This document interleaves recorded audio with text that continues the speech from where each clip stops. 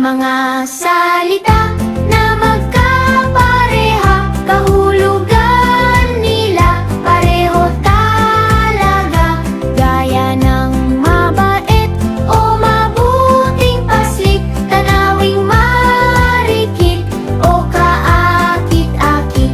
Ang isang salita may kahulugang iba, ito'y kapareha, kasalungat ang isa.